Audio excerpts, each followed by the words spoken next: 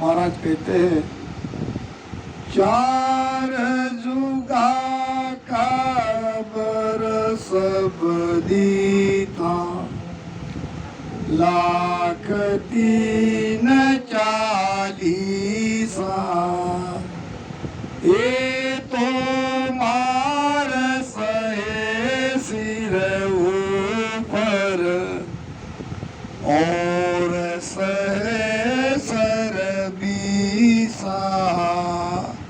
देखो, अब की बार ये मौका गंवाया तो क्या हो सकता है हमारे साथ कि एक बार ये शरीर छूट गया, ये मौका निकल गया, फिर तो आती है 84। अब हर योनि में पछताना पड़ता है। 43,20,000 बरस तक दोबारा हमको मनुष्य शरीर नहीं मिलेगा। आप चाहे कोई भी कोशिश कर लो तो 4 जुगा का बरस बदीता, लाख तीन चालीसा, यानी 43 लाख। ये तो मार सहे सिर ऊपर और सहे सर बीसा, यानी 20,000। 43,20,000 बरस तक विभिन्न योनियों में किए हुए कर्म का बदला चुकाना पड़ेगा। मनुष्य शरीर में कर्म होता है और बाकी शरीर सारी भोग योनियां है। हम जो जो कर्म मनुष्य शरीर में करते हैं वो बाकी योनि में उसको भुगतना पड़ता है। केवल मनुष्य शरीर से ही कर्म होते हैं और केवल मनुष्य शरीर से ही कर्म को काटा जा सकता है। बाकी योनि में ये संभव नहीं है। महाराज कहते हैं, सुखराम और किण जूण सु गर्दन छूटे कोई, बाकी योनि से गर्भ में आना जाना नहीं मिटता। 4 जुगा बीच ये को बारा, ओ शरण रतन पावे, सतगुरु मिल्या बिना जीव सुना, फिर 84 आवे। देखो, गुरु महाराज क्या फरमा रहे हैं। 4 जुगा बीच एको वाला। कौन से 4 युग है? सतयुग, त्रेता युग, द्वापर युग और कलयुग। कलयुग है 4,32,000 बरस का। द्वापर युग है 8,64,000 बरस का। और त्रेता युग है, इसमें और 4,32,000 मिला दो, 12,96,000 बरस त्रेता युग है और उसमें और 4,32,000 मिला दो, 17,28,000। देखो, श्री राम जी को पूरे युग के बरस का कैलकुलेशन सब पता है। तो ये चारों युगों का अगर हम जोड़ते हैं तो ये बनता है 43,20,000 बरस। 4 जुगा बीच एको बारा, ओसर नर्तन पावे, सतगुरु मिल्या बिना जो सुना, फिर 84 जावे। अगर सतगुरु के शरण में नहीं जाते हैं आज अभी तो 84 में जाना पड़ेगा। फिर 84 में कितना भी पछताओगे, पछताने से कोई लाभ नहीं होगा। फिर आपको दोबारा ये मौका मिलेगा 4 युगों के बाद। इसलिए इस चक्कर से निकलना है तो अभी सोचो, अभी विचार करो, सदगुरु के शरण में जाओ, भेद लो और भेद से भजन करने लग जाओ। यही सच्ची कमाई है। महाराज फरमाते हैं, शिवरो राम सकल दुख भांजे, सतगुरु शरण समाओ। सतगुरु हाथ अमर परवाना, ओ नरतन पते लिखाओ। शिवरो राम सकल दुख भागे। दुख का भंजन करना है तो राम नाम सिमरो। कोई तन दुखी है, कोई मन दुखी है, तो कोई धन दुखी है, तो कोई पद का दुखी है। ये संसार में दुखी दुखी है। किसी को शारीरिक यातना है, तो कोई मानसिक दुखी है, तो कोई गरीब है। दुख ही दुख है। और बाहर से दुख और आते हैं। कोई हमारी निंदा करे, कोई हमको बुरा भला कहे, ये भी दुख है ही है। घर प्रपंच में आपसी कलह का दुख वो अलग है, मनमुटाव होता ही है। अपने मन के जैसा होता नहीं है। हम जैसा सोचते हैं वैसा जीवन हमारा बीतता नहीं है। क्या ये कम दुख है? दुख ही दुख है। तो अगर इन दुख से छुटकारा पाना चाहते हो तो शिवरो राम सकल दुख भांजे। ये राम नाम दुख को भंजन करने वाला है। हाथों हाथ प्रयोग करके देख लो। अगर राम नाम भजन करने वाला कोई दुखी है तो फिर बताना कि महाराज आप झूठ बोल रहे हो, आपकी वाणी झूठी है। ये हो ही नहीं सकता। सूर पिछम दिस उगवे हो, गंगा उलट फिर जाए। सूर पिछम दिस उगवे हो, गंगा उलट फिर जाए। तोई मारा सतगुरु तार सिवा, तोई मारा सतगुरु तार सिवा, सोय भरोसो माय। सतगुरु तारेगा तारेगा तेती सिमरत तारेगा। तीन भव सागर के पार उतारेगा। देखो, सूर पिछम दिस उगवे। सूर नाम सूरज कहाँ से उगता है? पूरब से। पूरब यही है कि पूरब ये है? अच्छा ठीक है, दिशा बोल हो ही जाती है। अब ये है पूरब पीछे।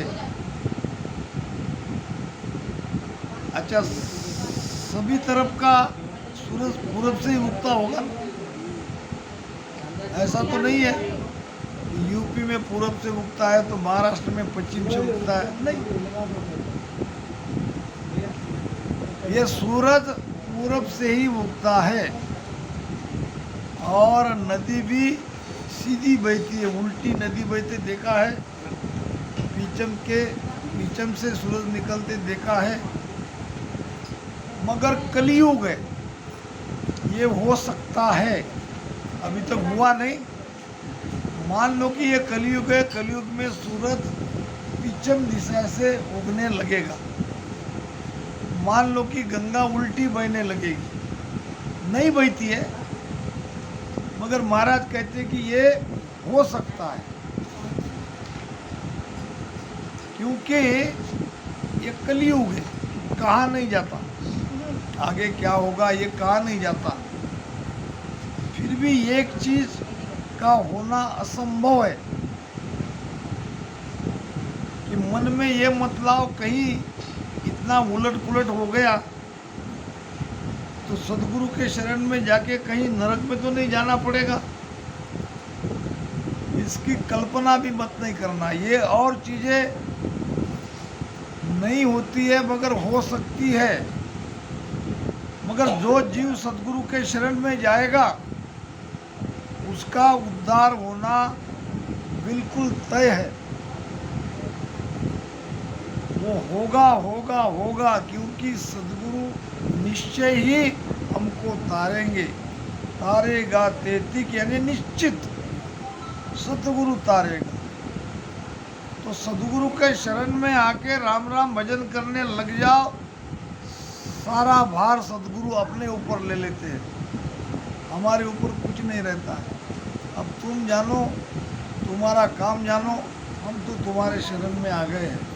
बस इतना ही कर लिया तो आगे का सारा मिलने वाला नरक का दुख, 84 का दुख और अभी जो आगे मृत्यु तक हमको ये तन का मन का ये जो दुख है या बाहर से जो पीड़ा आती है या कोई कलह है, ये सारे दुख यहीं मिट जाते हैं जीते जी। इतना पावर है ये राम नाम में। तो सदगुरु हाथ अमर परवाना। सदगुरु के पास क्या है? परवाना है।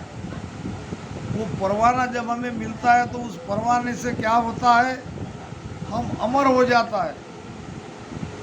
ऐसे लिखित दे देता है, मान लो कि ये चिट्ठी हो गई,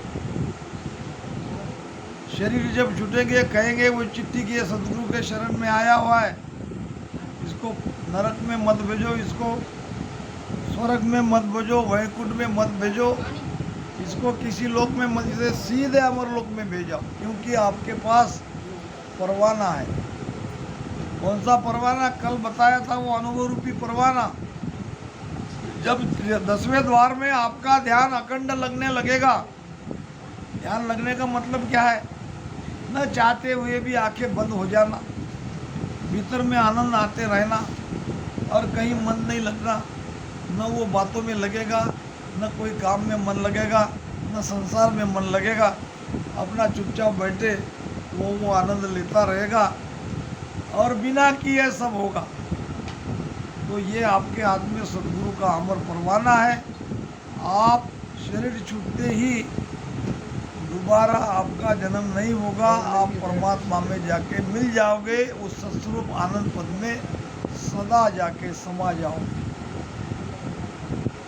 सतगुरु हाथ अमर परवाना, वो नर्तन पटे लिखाओ। ये एक बात। दूसरी बात, अगर किसी कारण भजन करते करते हमारी श्वासा खत्म हो गई, शरीर छूट गया, तो तुरंत दूसरा मनुष्य शरीर मिलेगा। अब 43,20,000 साल को इंतजार नहीं करना पड़ेगा। और कैसे परिवार में होगा? आज हम जो परिवार में हैं, यहाँ जो माया का सुख आज हमें मिल रहा है, इससे कई ज़्यादा माया का सुख कई उच्च कुलीन परिवार में राजा महाराजा के जैसा हमारा अगला जन्म होगा और उसमें सद्गुरु मिलेंगे, सत्संग मिलेगी, ये गुरु महाराज का ज्ञान वहाँ मिलेगा, ढूंढने के लिए नहीं जाना पड़ेगा। ये बहुत बड़ा बेनिफिट है। आत्म का गुरु शिष्ट में ताके सन्मुख हो, ताके सिर नहीं खून रहे, ब्रह्म लग कहूँ तो, ब्रह्म लग कहूँ तो यह जन्म ऊंचो घर पावे, बुद्ध प्रवीण धनपुर राव हुए जुग में आवे, सुख राम राम कहे फिर दो ये जन्म, सुख पावे कहूँ तो, आत्म का गुरु शिष्ट में ताके सन्मुख हो। देखो कितनी बड़ी बात बता रहे महाराज। 84 तो मिट ही जाएगी, मनुष्य शरीर दोबारा मिलेगा, मगर कैसा मिलेगा? उच्च कुलीन परिवार में, राजा के जैसा माया का सुख भरपूर, सारी बातें अनुकूल रहेगी और उसमें भी आपका भजन हो जाए ऐसी व्यवस्था हो जाएगी। सब आजू बाजू राम स्नेही मिलेंगे, सत्संग मिलेगी, वाणी मिलेगी और मौज करोगे। उसमें अगर मोक्ष नहीं गए तो उसके बाद ऐसे ही इसके भी और बढ़िया 2 जन्म मिलेंगे और वो 2 जन्म में तो मोक्ष में जाओगे ही जाओगे। एक तो पहले में जाओगे या दूसरे में जाओगे। ऐसे आज से मोक्ष में जाने तक 3 बार हमको जन्म लेना पड़ता है। एक लिया हुआ, एक दूसरा, और उसमें नहीं गए तो तीसरा, तीसरे में नहीं गए तो चौथे में तो अमरलोक जाना ही जाना है। अगर नहीं जाओगे तो सदगुरु का बिरद जाएगा। इसलिए भजन करो, सदगुरु के शरण में जाओ, वो सत्सबद नेचर कुदरत कला जगा लो। कुदरत कला जगते ही आपका नर्तन का पटा मिल जाएगा। ऐसा पटा लिखे गुरुदेवा,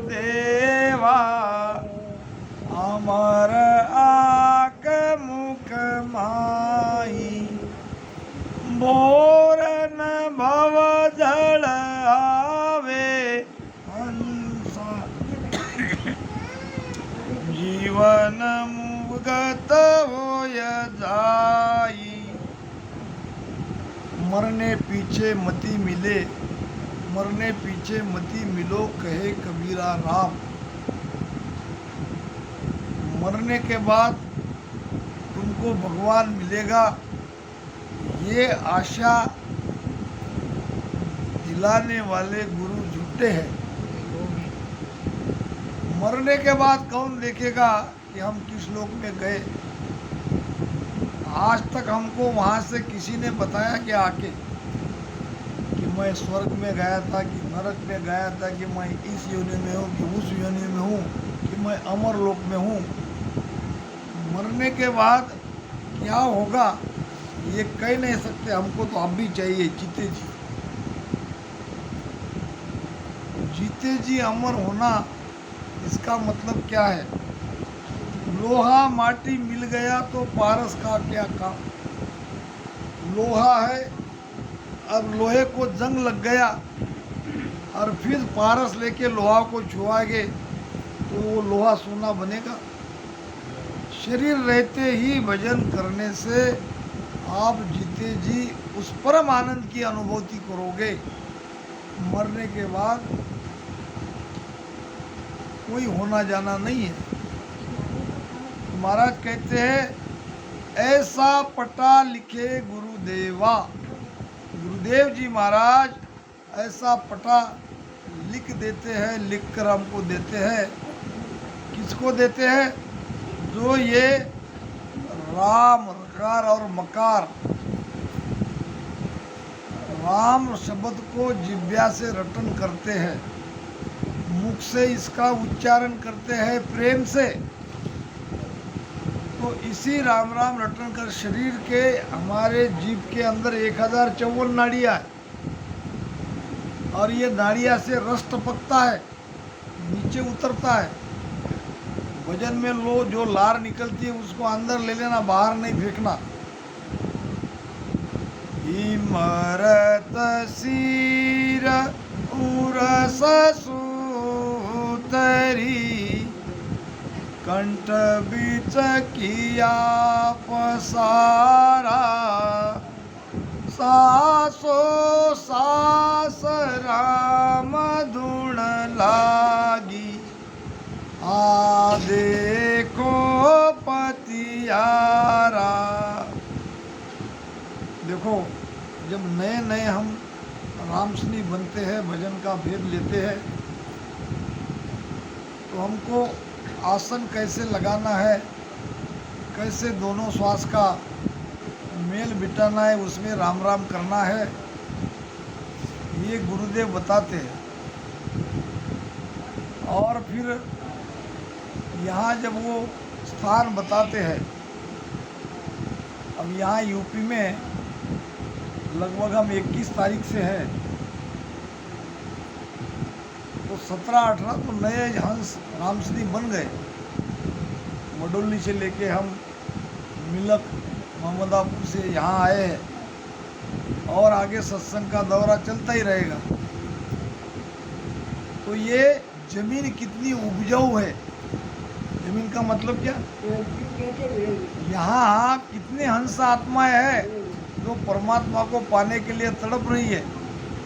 हमारे तरफ लाख कोशिश करने पर भी 4-6 महीने में एक आधा जीव बनेगा, वो भी गारंटी नहीं। ये उत्तर प्रदेश नहीं, उत्तम प्रदेश है, यहाँ बहुत सारी हंस आत्माएं हैं। इसलिए हमारे जैसे की ज़रूरत है, जो गुरु महाराज की सेवा करने वाले हैं, वो अगर सेवा बराबर करते रहेंगे तो यूपी में और कई जीव हैं। मेरे जैसा बाहर से आके 2 ही दिन में 17-18 जीव, अच्छा मेरी कोई कोशिश मैंने थोड़ी करी है, आप ही लोग आ गए हो कि हमको भजन लेना है, हमको ज्ञान चाहिए, अभी गए अपन। तो कहने का मतलब क्या है कि सद्गुरु जब आपको भजन का भेद बताते हैं तो आपको यहाँ कंठ स्थान पे उंगली द्वारा ये स्थान बताया जाता है। अब आप कहोगे केवल बताने से यहाँ जग गया, ऐसा नहीं है। आपके लिए सद्गुरु भी परमात्मा को प्रार्थना करते हैं और सद्गुरु महाराज की कृपा, सद्गुरु सुखराम जी महाराज की सत्ता और जो सद्गुरु आपको मिला है उसका भजन का प्रभाव, वो ऊर्जा आपको मिलती है और बहुत थोड़ी देर में यह कंठस्थान जाग जाता है। यहाँ हिलने लगता है, गुदगुदाहट होती है, चिकनाहट होती है।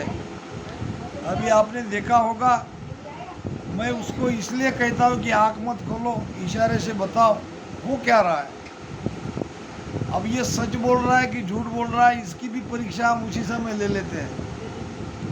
मैं कहता हूँ कि भाई जिसका मन नहीं लग रहा वो उठ जाए भजन से। अब जिसका नहीं लगा है वो उठ जाता है, तो मैं समझ लेता हूँ कि इन्होंने वो चीज़ आई नहीं है, ये तो समझ नहीं पाया या इसने झूठ बोला। उसका वही प्रमाण है, उठने पर भी वो नहीं उठेगा। यही उसका प्रमाण है कि उठने पर भी अगर वो नहीं उठ रहा है तो कोई चीज़ उसको जरूर मिली है, तभी तो बैठेगा। ये प्रमाण है। और आगे आगे आप इतना समय भजन करवाने से नहीं, ये पूरा 1 दिन चाहिए आपको। कंठ, हृदय, मध्य में लाने तक या नाभि तक लाने के लिए पूरा 1 दिन चाहिए। नाभि में, सारी बॉडी में वो शब्द वाइब्रेट करेगा, रोम रोम में वो रलंकार की ध्वनि आपको सुनाई देगी, तब तक छोड़ना नहीं चाहिए। वहाँ से आगे तो बंकनाल का रास्ता जब खुलता है, जब वो रास्ता खुल गया तब गुरु ने अपना धर्म का पालन किया। बीच में छोड़ के जाना नहीं चाहिए। सबका अपना अपना धर्म बताया महाराज ने। गुरु का धर्म मैं आपको बताता हूँ और शिष्य का भी धर्म बताता हूँ। शिष्य अपने धर्म को निभाता है तो गुरु भी अपने धर्म को निभाएगा। अगर शिष्य अपने धर्म को निभा रहा है, गुरु अपने धर्म को नहीं निभा पा रहा है, तो उसके अंदर वो पावर नहीं है, वो आपको गुरु बना के घूम रहा है। देखो बताता हूँ मैं। पिता धर्म तो जब सजे, पुत्र दियो परणाय। पुत्र धर्म तो जब सजे, कियो बंदगी आय। कियो जो बंदगी आय नार पतव्रत कहावे साकर रोयो धर्म हुकम पाछो नहीं लावे सुख राम कहे गुरु शीस का धर्म कहावे दोय गुरु तो उलट चढ़ावेगी गन में शीस तन मन पे जो गुरु को गुरु का धर्म शिष्य को शिष्य का धर्म बताने के लिए ये सांसारिक प्रमाण महाराज ने दिया है। एक पिता है, पिता धर्म तो जब सजे, हम कब कहेंगे जब पिता ने अपने पिता के धर्म का पालन किया। पुत्र दियो परणा है, बेटे का जब तक ब्याह नहीं हो जाता पिता का धर्म पूरा नहीं होता।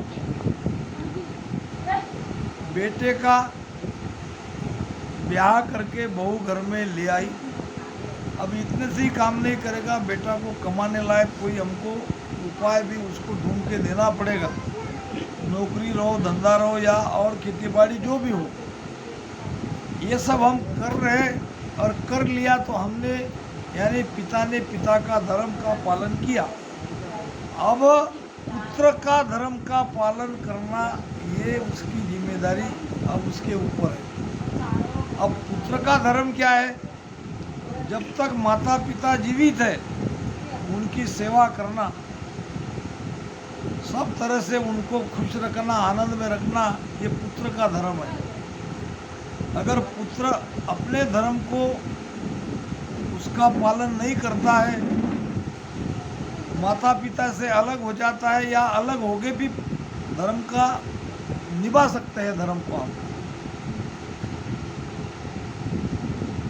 पिता को क्या चाहिए? पिता को खाली बेटा ठीक नहीं लगता है, कोई काम करता हुआ लगना चाहिए, तभी पिता रिझते हैं। माता को क्या चाहिए? माता को केवल मीठा बोलना है, केवल माता को मीठा बोल के उसका हालचाल जान लो, माता प्रसन्न हो जाएगी, आपको दुआ दे देगी वो। पिता को आप कितना मीठा बोलोगे और काम धंधा नहीं करोगे तो पिता चिंतित रहेंगे, ये क्या खाएगा, इसका कैसे होगा। तो फिर आता है बेटे का धर्म, बेटे का धर्म के बाद फिर आता है स्त्री का धर्म। स्त्री का धर्म है पतिव्रता, अंग से पति की सेवा करना, तभी हम कहते हैं उसको पतिव्रता। फिर आता है नौकर का धर्म, चाकर का धर्म। नौकर चाकर रखते हैं तो नौकर का धर्म क्या है? मालिक की आज्ञा का पालन करना, मालिक जैसा कहे वो मानना, मालिक को सिखाना नहीं कि इसमें लाभ है इसमें हानि है, वो मालिक का मालिक जाने। नौकर का काम है जो कहा गया वो करना। ऐसे ही गुरु और शिष्य का धर्म अलग अलग है। शिष्य का धर्म है तन मन धन अर्पण करना। फिर से कह दा, तन मन धन अर्पण करने का मतलब भजन करना, तन में मन को लगाना और सासा रूपी धन में भजन करना, ये शिष्य का धर्म है। और शिष्य अपने धर्म को निभा रहा है, फिर भी उनके अंदर नियंचर नहीं जगा। रोम रोम रग रग में ये निरंकार की अनुभूति नहीं हुई, शब्द पीछे से पलटा नहीं, त्रिकुटी 10वें द्वार तक नहीं गया, तो वो शिष्य का दोष नहीं है, वो गुरु पर बात आती है कि गुरु अपने धर्म का पालन नहीं कर रहे, गुरु वो पावर नहीं दे पा रहे हैं जो पावर चाहिए शिष्य को आगे बढ़ने के लिए। तो गुरु तो उलट चढ़ावे गिगन में, गुरु आपको कहेगा कैसे ऊपर चढ़ना है, कैसे चेतना को, प्राण शक्ति को रीढ़ की हड्डी से आपको ऊपर ले जाना है, कैसे सुषुम्ना को खोलना है और उस द्वार से आपको आगे बढ़ना है। ये गुरु आपको बारंबार बता के रहेगा, वो ताकीदी से कहेगा। सो ताकीदी देत है सुखदेव कहे बजाय। अब कहीं होता क्या है, गुरु बेचारा क्या करे, है शिष्यमाई चुक। अब कहीं शिष्य नहीं मानता, वहाँ गुरु क्या करेगा? अगर शिष्य समर्पित ही नहीं होता है ध्यान में वो मन ही नहीं लगाता है तो वो क्या पीछे से चढ़ेगा, शब्द ही नहीं जगे। तो कहीं शिष्य बहुत आज्ञाकारी रहता है तो हमारे अंदर कमी रह जाती है, हमारे अंदर वो पावर नहीं है।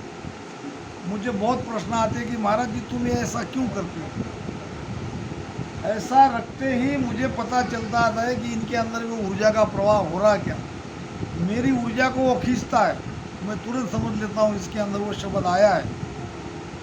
पूछता हूँ अलग बात है, मगर अपने आप को भीतर मैं जान लेता हूँ। ये सदगुरु की कृपा है। आपके सिर के ऊपर यहाँ दोनों भौवे के बीच में मैं कह रहा हूँ, ये राज को खोल रहा हूँ आपके सामने। खुला कहते ही जो मेरी ऊर्जा को खींचेगा, यानी मेरे पावर को खींचेगा, मैं समझ लेता हूँ इसके अंदर वो शब्द आया। तो कहना सुनना सत्संगे होती रहेगी, मेल मिलाप होता रहेगा। समय का तकाजा है और ये बज चुका है। कल ही